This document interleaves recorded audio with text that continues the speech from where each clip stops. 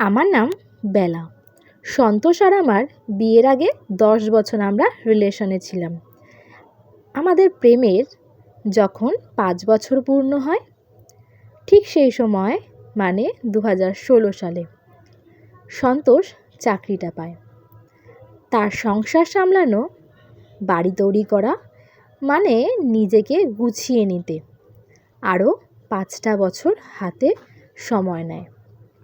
সন্তোষ পুরোটা গুছিয়ে আমাকে বিয়ে করে, যাতে করে আমার কোনো অসুবিধে না হয়। আমার বাবা ভালো একটা পোস্টে চাকরি করায় আমাদের সেই অর্থে ছোটোবেলায় থেকে কষ্ট বুঝতে দেয়নি।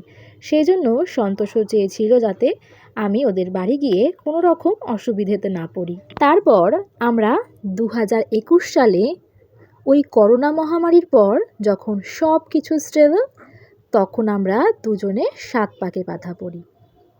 তারপর 22, 23, 24 মানে 3 বছর পর আমরা সিদ্ধান্ত নিই আমাদের এবার 2 থেকে 3 হওয়ার সময় এসেছে।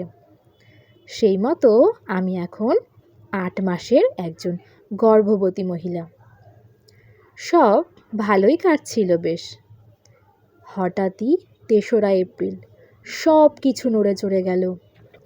সন্তোষ সে তো আর আগের মতো নেই। এমনকি ও তো 10 দিন যাবৎ বাড়ি ছাড়া যে হত্যে দিয়ে পড়ে আছে কলকাতাতে। জানি না এরপর আমাদের জীবনে কি আছে, কি হবে আমাদের। আমাদের সন্তান পৃথিবীর আলো দেখবে আর কিছুদিন পরে।